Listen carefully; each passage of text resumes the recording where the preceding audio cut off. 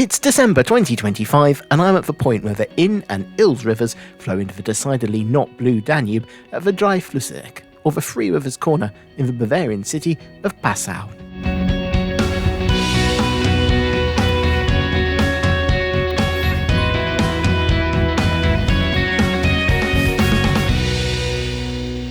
Located in the southeastern corner of both Bavaria and Germany, just a couple of kilometres from the Austrian border and barely 30 kilometres from the Czech border, the city of Passau has been built around this crucial river junction. The city area belongs to the Upper Palatine and Bavarian Forest major natural region, and during the uplift to this area in the late Tertiary and Quaternary periods around 2.6 million years ago, the Danube and Inn rivers carved their way into the crystalline basement rock. This resulted in the formation of the antecedent breakthrough valley, or water gap, where the river actually cuts into the rising mountain mass at the same rate as the tectonic uplift. In effect, the water stays in the same location and the mountains rise up around it, rather than the water flow cutting through the rock at a later point. This creates the gorge valley-like geography of both rivers close to this point.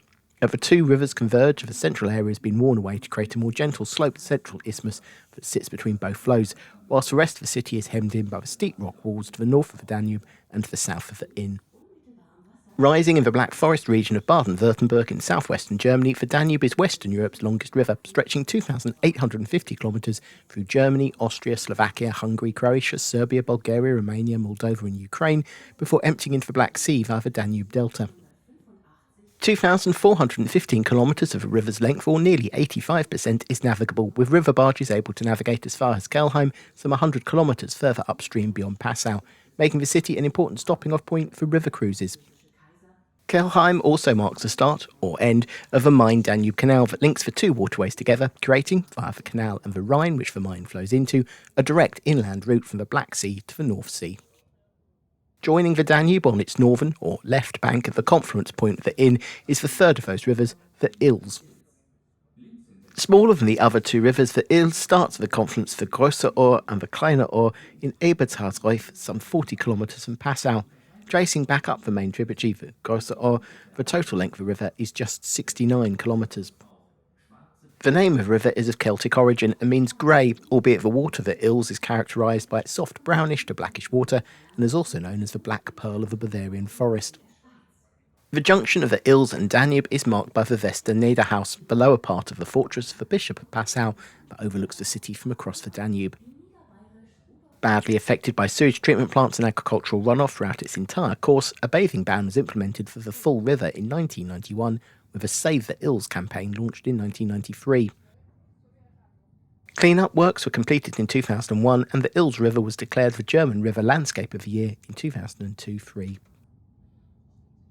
Beyond Passau, and with the contents of the Ilz and Inn included in its flow, the Danube continues on its journey to the east, passing through four European capitals, Vienna, Bratislava, Budapest and Belgrade, and forming several national borders.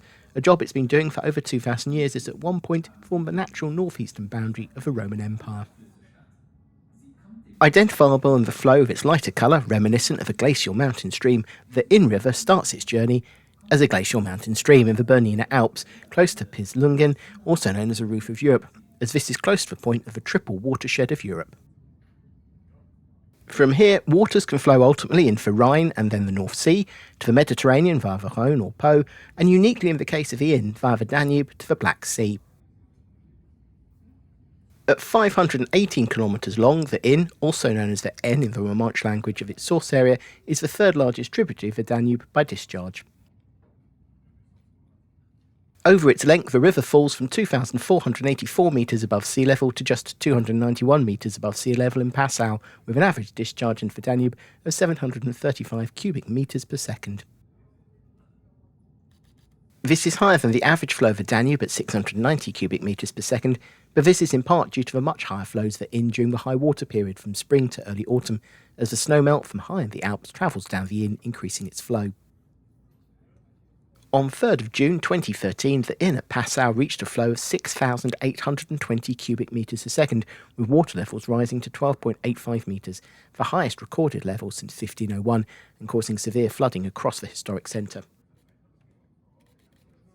It's only for the fact that at Passau the Danube is 547 kilometres long compared to the Inn's 517 kilometres, that the whole river all the way to the Black Sea isn't named the Inn.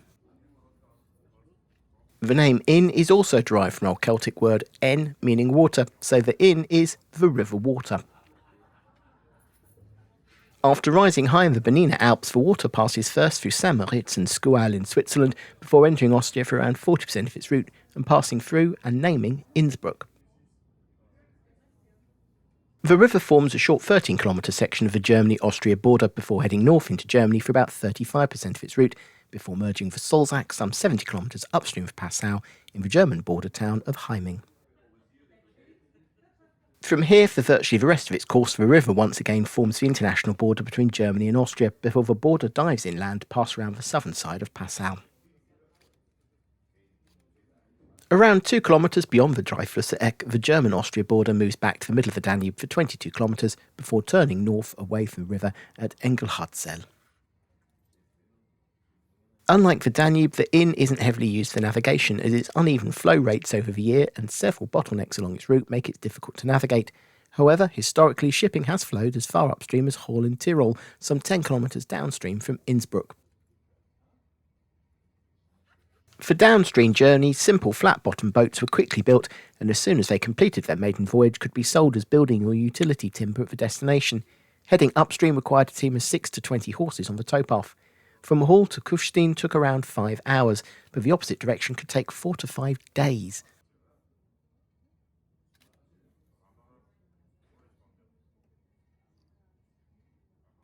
The point where the Inn and Danube meet, with the Ilz off to one side, is the Dreiflüsseeck, or Three Rivers Corner.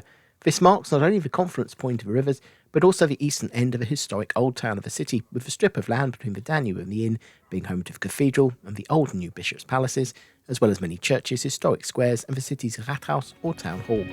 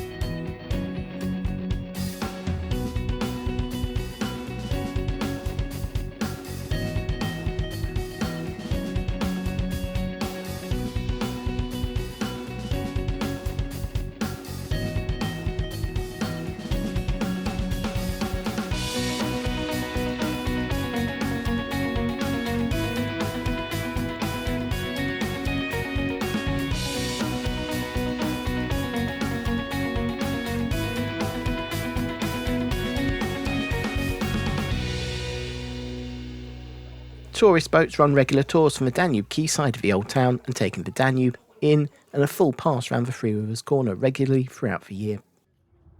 Whilst the historic old town is nowadays the focus for the city of Passau, it isn't the location where the city originated. That took place in the area to the south of the Inn River, today accessed via various crossings including for pedestrian and cyclists only Füferlsteg. The bridge was originally opened in October 1916 but was destroyed in May 1945, being blown up shortly after the newly appointed mayor of the city had signed the surrender of the city to troops of the US Army. The bridge was rebuilt and reopened just over 2 years later at the end of August 1947. Originally operated as a toll bridge, the toll company went into receivership in August 1977, at which point the bridge was taken over by the city council and was made free to use. The bridge leads to the Innstadt, the oldest part of the city. Having allied themselves with Gauls, the Etruscans and Hannibal, the Boii Celtic tribe were forced north of the Alps by a resurgent and vengeful Roman Empire, and they eventually established a new capital called Boiotro on the southern bank of the Inn River by its confluence with the Danube around the 2nd century BC. Though it wasn't long before the Romans turned up again in their relentless push north, and after initially establishing the fort of Castra Batava, roughly where the cathedral is today, they soon crossed over the Inn and established a further fortification of Boiotro, close to the confluence, and a further fort of Boiotro, right in the heart of the original Boy settlement.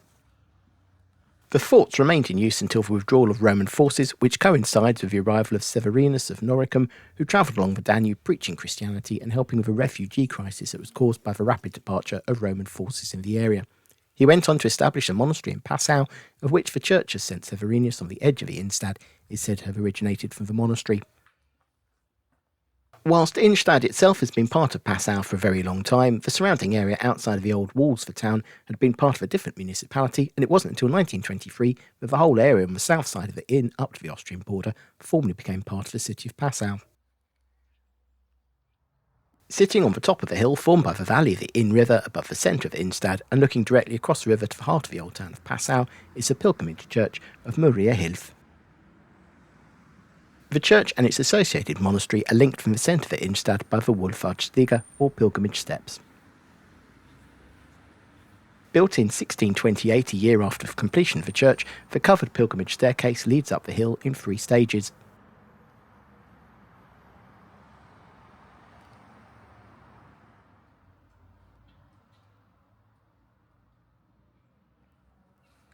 The first and shortest stage starts close to the river and climbs up through 6 flights of steps to an open space at the top of the staircase, where you turn right to enter the main part of the pilgrimage steps, which feels very much like an internal corridor and part of the main church complex itself.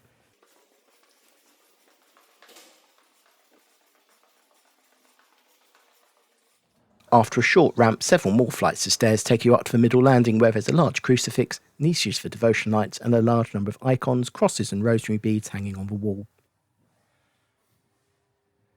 From here, the corridor takes a sharp 90-degree left turn and continues on up the longest section towards the courtyard of the monastery. Towards the top of the steps, there are further icons on the walls. A final door takes you out into the grounds of the monastery, with the main chapel building to the left and the other buildings of the compound surrounding you. By the top, you've climbed up 321 steps. The pilgrimage was established in 1622 when Marquard von Schwendi, a cathedral dean, commissioned the construction of a chapel here containing a Marian image of Grace, created the previous year by local artist Pius. The chapel also contains a copy of Lucas Cranach the Elder's image of Our Lady of Perpetual Help, or Mariahilf, the original being in the cathedral in Innsbruck.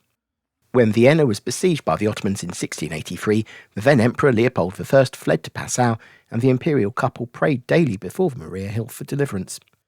Shortly afterwards, the Christian alliance won the Battle of Kahlenberg, effectively ending the Ottoman western expansion, and turned the Habsburgs into a conquering force that would slowly expand their own empire back over Central Europe and the Balkans. This led to an increase in pilgrimage to the church, which continued until 1803, when secularisation caused the dissolution of the Capuchin monastery that had been looking after the site. During the Restoration, pilgrimage was permitted again, and a seminary for priests was established on the site in 1831, with the Capuchins returning in 1890. In 2002, Pauline monks took over care of the pilgrimage church as successors to the Capuchins. In 1809, Passau was occupied by Napoleonic troops, and with the church already out of favour following the dissolution of the monastery, Napoleon saw the site as a perfect place to build ramparts to help fortify Passau against Austria. Just behind and below the church are the remnants of those ramparts, which today form a perfectly located Aussichtsplattform or observation platform.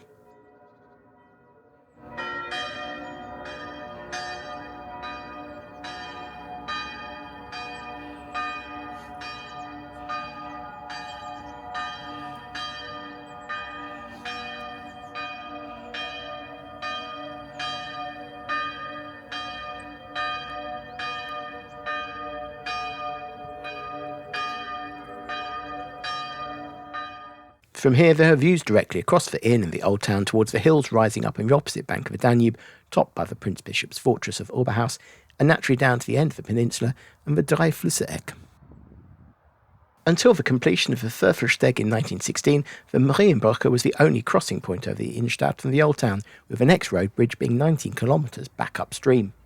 Originally constructed as a wooden trestle bridge in 1143 by Bishop Reichenbert, who recognised the importance of the connection and wanted to spare travellers the dangers of crossing what could be at times a raging river. The wooden bridge had to be replaced on multiple occasions after damage from floods, ice flows and fires. In 1846, after 5 years of construction, a new bridge was opened using piers made from granite blocks, though the superstructure remained a wooden construction. A new superstructure was installed using steel truss girders in the early 20th century, as the original structure could no longer support the increase in traffic. With defeat almost upon them, a Volkssturm group, the German equivalent of Dad's army, who had been tasked with destroying the bridges in Passau, refused to carry out their orders, recognising the futility and needless destruction of them. Of course, that didn't stop the SS stepping in, and on the night of May 1st to 2nd, 1945, the bridge was blown. US troops quickly installed a pontoon bridge, which was then upgraded to a Bailey Bridge, with a full replacement opening on December 21st, 1947. In 1976, the truss structure was replaced with a wider construction made of longitudinal and transverse beams, with a steel plate acting as the roadway girder. Further renovations were carried out in 2009 and 2015. From the southern banks of the Inn, the main part of the view of the old town is the 200-metre-long building complex of the Prince Bishop's residence. The building consists of the old residence, which dates back to the 13th century, but was substantially rebuilt after two city fires in 1662 and 1680. The neighbouring new residence was built at the start of the 18th century. From the Residenzplatz in front of the palaces, you also get views of the rear of the city's cathedral.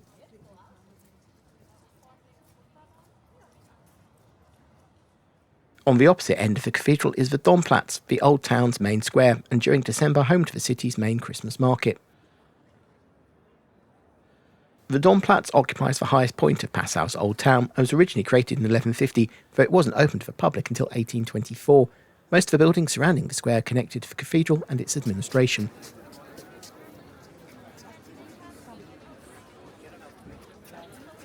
A statue to the first Bavarian king, Maximilian I, unveiled in 1824, stands in the middle of the square.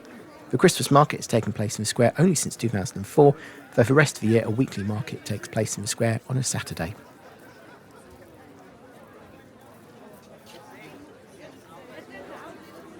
The Domplatz underwent renovations in 2013 that cost nearly €750,000.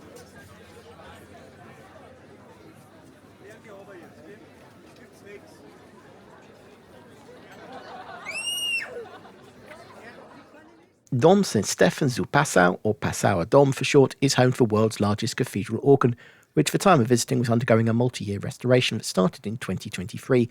Consequently, a lot of the inside of the church was either under scaffolding or fenced off to make space for the crane that's being used to help in the refurbishment of the nearly 18,000 pipes across 5 interconnected organs that make up the instrument. There's been a cathedral dedicated to St. Stephan on the site since the early 8th century, though the church was built on remains of the site of Roman Castel Boiotro's cathedral dedicated to St. Severinstor.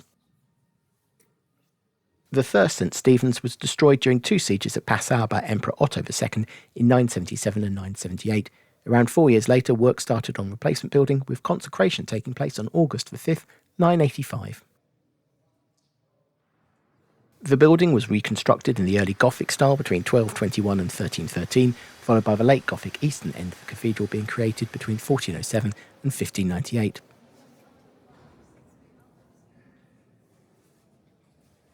In 1662, a devastating fire in the city destroyed much of the front of the cathedral, which led to the construction of the present Baroque building between 1668 and 1693, the rear of the cathedral being the 15th century late Gothic church that had survived the fire.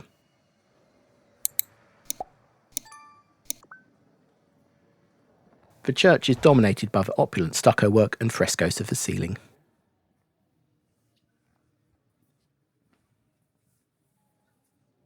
Heading down from the cathedral towards the Danube, you pass the oldest parish church in the city, the Church of St. Paul's.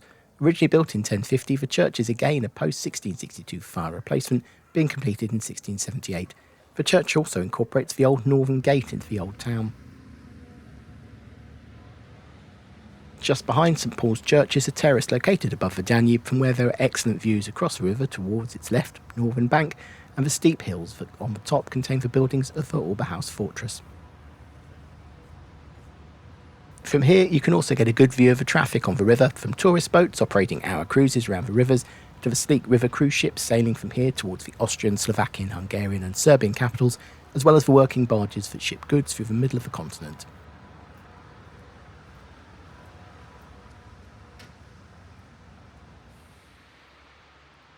Down by the Donau and heading towards the Dreiflüsseeck, you pass the Rathausplatz and its three key buildings: the red old customs house on the riverfront, the historic old town hall or Rathaus with its tower and painted facade, and the Neue Rathaus. Heading just 200 metres inland from the Rathausplatz, and you're back on the Innkai by the River Inn, and the most prominent building on this part of the river, the Scheiblingsturm. Once a defensive town on the city's wall, it also acted as a salt store and the mooring point for the cable ferry that ran from here to Innstadt until 1957. Today it belongs to a school and is used for occasional workshops. Just a short walk along the Innkai and you reach the Dreiflüsseeck, the Three Rivers corner, where you can see the Ilz merge into the Danube and then the Danube and Inn rivers combine.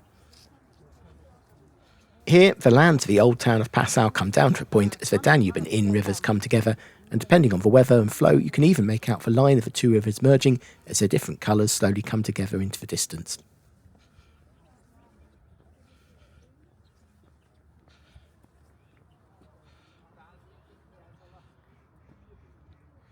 If the Innkai follows the Inn towards the confluence, then it's only natural that on the opposite side should be the Donaukai, and from here there are excellent views across the river to the Danube-Ilz confluence, marked by the waters-level buildings of the Niederhaus fortress.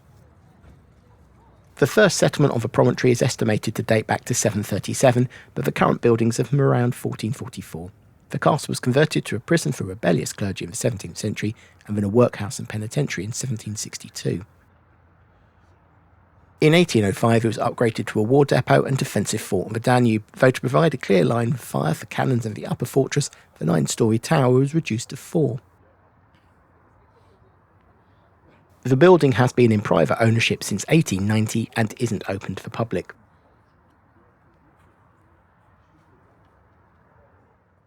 Running underneath the bulk of the Georgsberg that the upper fortress sits on, and between the Niederhaus and Oberhaus fortresses, are the Oberhaus Tunnels, a twin-tube road tunnel, the first of which was constructed in 1762, making that bore one of the oldest tunnels in Europe. The second bore was added in 1947, at the same time the original bore was widened. The Veste Oberhaus was first founded in 1219, and for most of its existence served as the castle and residence of the Prince Bishops of Passau, similar to the Marienbrücke fortress in Würzburg. The fortress was built by Ulrich II, the first Prince Bishop, around the existing St. George's Chapel as an expression of military strength. The Prince Bishops had a number of competing external and internal enemies, not least of which were the residents of Passau who wanted to establish an imperial free city. The fortress was continuously expanded and developed over the centuries to ensure it could defend against the latest advances in siege and warfare techniques. It was besieged on 5 separate occasions between 1250 and 1482, all of which were unsuccessful. In sieges in both 1298 and 1367, it was the citizens of Passau who attempted to rise up against the bishop, and in a true showing of Christian brotherly love from one of the Lord Shepherds, were brutally crushed. The fortress also doubled as a prison, holding numerous followers of the Anabaptist movement between 1535 and 1540. During their imprisonment, a number of the followers wrote the Ausband, a hymnal still used in the Amish worship today. Most of the writers either died in the prison or were martyred shortly after their release. Following secularisation in 1802, the bishop lost the property, which was just in time for Napoleon to sweep in and make use of the fortress in his campaign against Austria. In 1805, the fortress surrendered to the Austrian army. Following Napoleon's eventual defeat in Waterloo and the reorganisation of Europe that took place afterwards, the fortress was handed to the Bavarian army, who used it for almost a century as a fortress, and from 1822 as a state prison for political prisoners. Until 1918, it had the nickname the Bastille of Bavaria. The city purchased the fortress in 1932 and established the Oberhaus Museum, which today still operates from the fortress between March and November.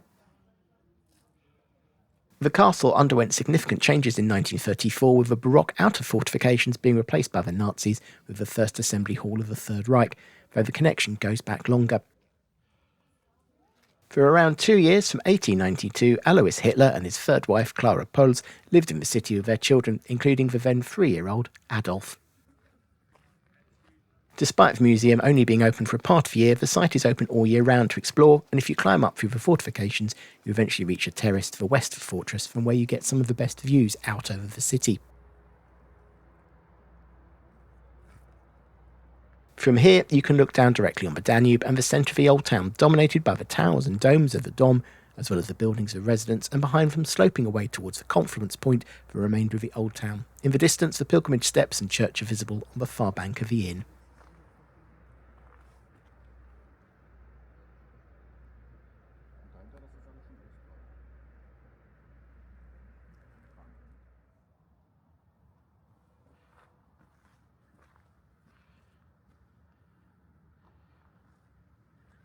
The site is open long into the evening, so even if there isn't a sunset due to low cloud, you can still witness the city slowly lighting up as night creeps in.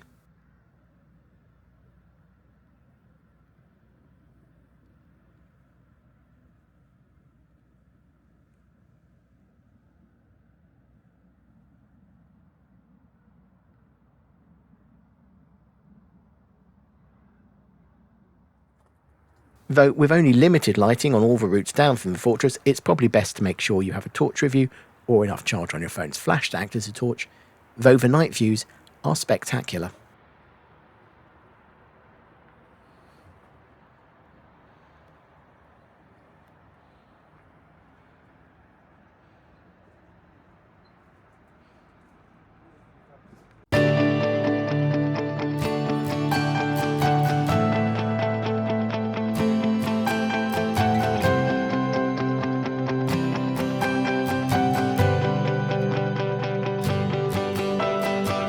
Passau Hauptbahnhof sees regular 2-hourly ICE services from Vienna and Linz towards Nuremberg, with services heading on less frequently towards either Berlin, Hamburg, or the Rhine cities of Cologne, Düsseldorf and Dortmund via Frankfurt.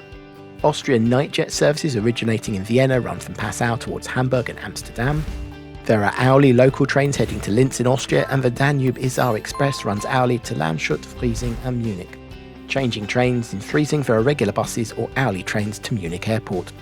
Munich Airport is the second busiest in Germany, a major hub for Lufthansa, and has connections across the globe.